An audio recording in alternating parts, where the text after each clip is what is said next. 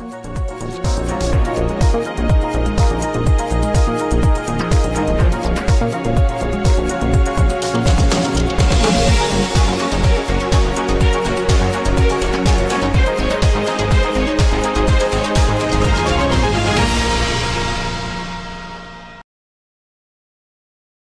जनता party के लोकप्रिय प्रत्याशी मनोज तिवारी को अपनी पदयात्राओं में क्षेत्र के लोगों का भरपूर समर्थन मिल रहा है और प्रत्याशी मनोज तिवारी को क्षेत्र की जनता भारी मतों से विजय बनाने की संकल्प ले चुकी है।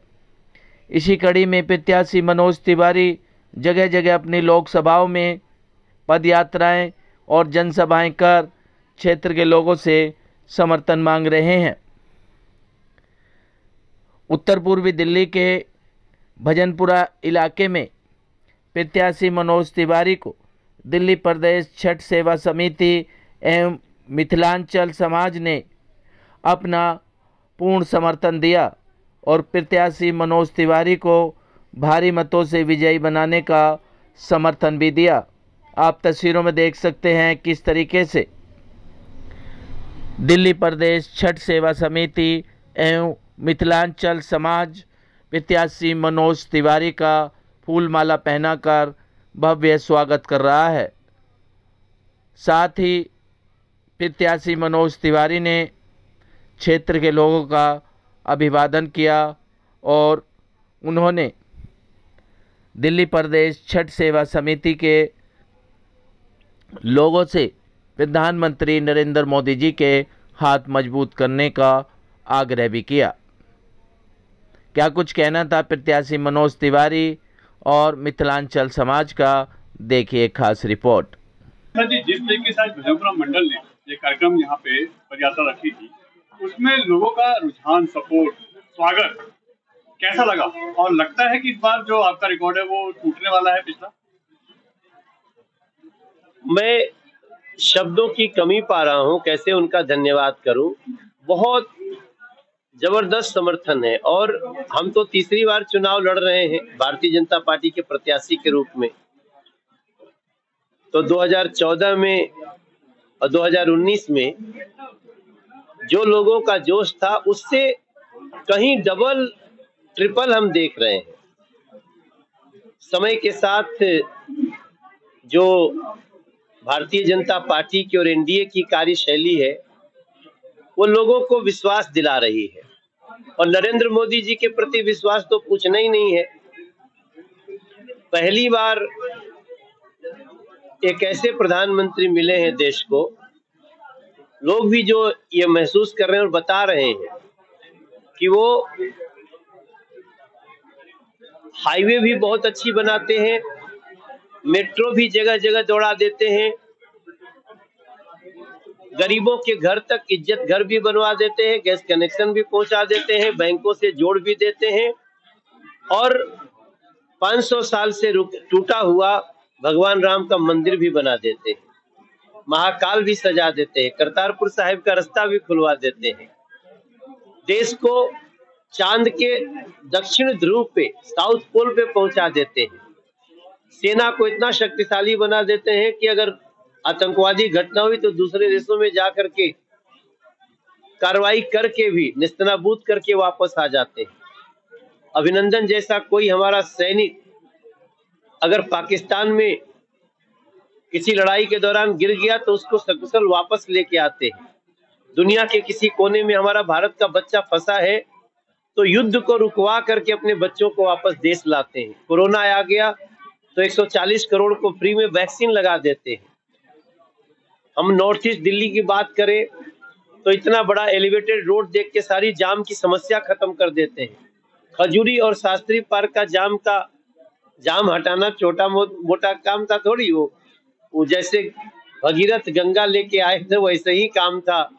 हमारे क्षेत्र में ये दिल्ली से सहारनपुर होते हुए देहरादून का रास्ता और उसमें जो हमारा ट्रैफिक जाम खत्म हुआ है। अभी जो मेट्रो के कारण भजनपुरा, यमुना विहार, अभी बुराड़ी तक भी मेट्रो चली गई। आप सोचें, बुराड़ी कभी सोच ही नहीं पाया था कि इतना जल्दी मेट्रो मिलेगा। तो ये सारी चीजें बहुत ही, पहली बार सेंट्रल स्कूल आ गया है, पहली बार पासपोर्ट खुल गया है, रिवर फ्रंट बन रहा है, और ये सबका ये कहते हैं मोदी जी के अभी तो ट्रेलर है, एक बार और दे दो फिर देखो क्या क्या करते हैं। तो उसके कारण जो जोश है गलियों में वो हमें दिख रहा है। अभी भी कुछ लोग ऐसे हैं जो दूसरे पार्टी के समर्थक थे, लेकिन वो सब छोड़ छाड़ के भाजपा को समर्थन कर रहे हैं। तो मेरा मानना है ये अद्भुत चुनाव है। गोंडा में हमारे अनुसार जो करीब 3 लाख वोट है गोंडा में, और इस बार जो रुझान है और लोग जिस प्रकार से इस बार वोट देना है इसकी शपथ ले रहे हैं, तो अगर गोंडा हम लोग 1.25 लाख के अंतर से भी जीत जाए तो किसी को आश्चर्य नहीं होना चाहिए। बात प्रधानमंत्री की हो रही है तो यहाँ पे यमुना खादर में उनके आने की सूचना मिल रही है और आप भी इसको क्लियर कर रहे हैं, तो कब आ रहे हैं और जनता को कब मिलने वाले हैं वो? 18 मई को शाम को 5 बजे से 5:30 बजे के बीच प्रधानमंत्री जी 3 लोकसभा के संबोधित करने के लिए यहीं गोंडा खादर में, जमुना खादर में, जहां पीछे एक बहुत बड़ी वृंदावन बन गया है, अयोध्या बन गया है, कह कथाओं का दौर चल रहा है वहां पे, उस जगह पे प्रधानमंत्री नरेंद्र मोदी जी आ रहे हैं, जो एक बार फिर प्रत्याशी हैं प्रधानमंत्री के। और जो लोग नजदीक से नरेंद्र भाई को अभी नहीं देखे होंगे उनके लिए बहुत बड़ा मौका है, सभी आए, बहुत जगह है, 10 लाख लोग भी आ जाएंगे तो किसी को दिक्कत नहीं होगी। और अभी तो हम उस दिन ये जो हमारा एलिवेटेड रोड जो भी जून के 2nd वीक में खुलने वाला है, हम इसमें ऊपर जा करके भी प्रधानमंत्री जी को सुनने की व्यवस्था बनाएंगे ताकि लोगों को दूर से भी सुनने को मिल सके। पब्लिक से क्या अपील करेंगे और क्या, जैसा आपने कहा कि बागेश्वर धाम की कथा भी यहाँ पे दोबारा होने वाली 7 दिन के लिए?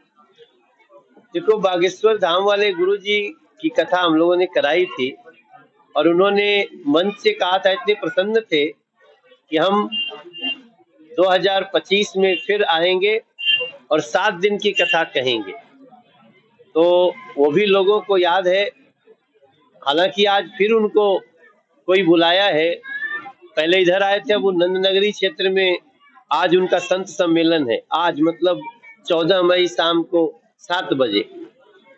तो उनका इस क्षेत्र के लोगों से बहुत प्रेम हो गया है। वो अक्सर कहीं बैठते हैं तो ये जमुना पार की चर्चा करते हैं। तो निश्चित रूप से उनकी कथा, भगवान ने सब कुछ जैसा चल रहा है वैसा ही रहा, तो 7 दिन की कथा उनकी जरूर यहाँ पे होगी। वैद्य बाबूराम वर्मा, 15 सालों का इलाज का भरोसा।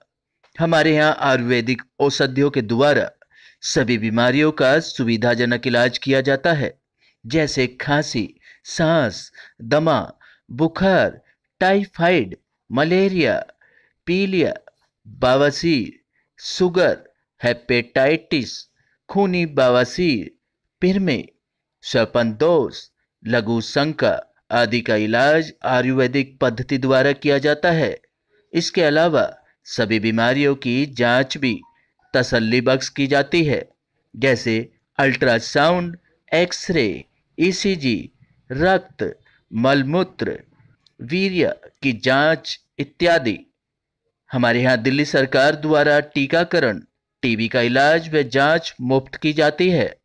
हमारा पता है वैद्य बाबूराम वर्मा चैरिटेबल सोसाइटी, 329 गली number 9, Mandoli extension, near Nand Nagri bus depot के सामने, दिल्ली 93।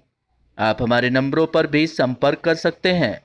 हमारे फ़ोन नंबर हैं 9213329205, 9211478312, 9910418312। आप हमारे चैनल पर भी दिए गए नंबरों पर भी संपर्क कर सकते हैं। हमारा फ़ोन नंबर है 8506973234।